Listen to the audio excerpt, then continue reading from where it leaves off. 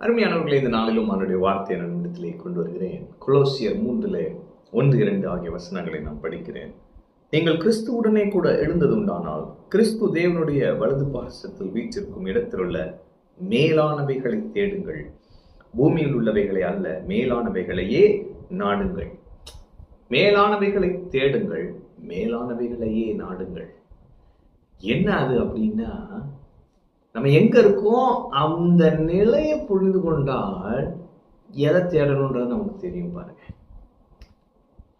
நீங்கள் கிறிஸ்துவுடனே எழுந்ததுண்டானால் கிறிஸ்து தேவனுடைய வலது பாரசத்தில் வீற்றிருக்கும் இடத்தில் உள்ள எதை தேடணுமா, ஏசு எங்க உட்காந்துருக்காரோ அதை குறித்த காரியங்கள்.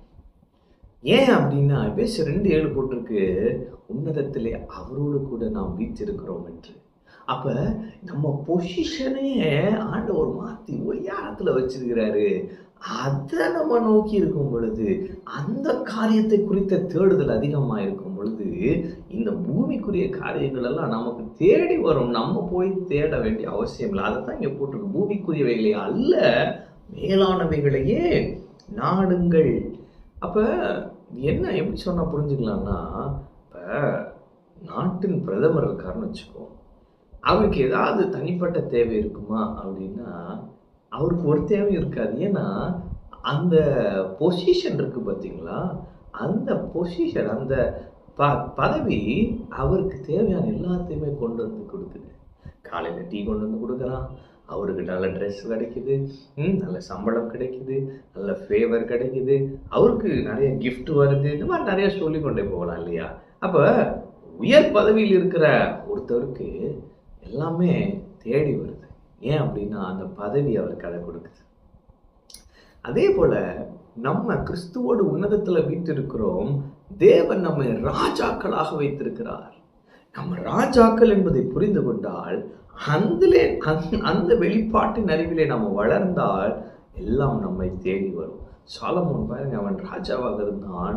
சுத்தி இருக்க எல்லா நாட்டிலேருந்து தேடி வந்து அவனுக்கு பொண்ணையும் வெள்ளியும் எல்லாத்தையும் கொடுக்குறாங்க. பாருங்க, ஒரு ஸ்திரீ வந்து பார்த்தீங்கன்னா ராஜஸ்திரீ, அவங்க பரிவாரங்களோடு வராங்க, அவ்வளோ கோல்டு அவ்வளோ இது கொடுத்துட்டு போகிறாங்க.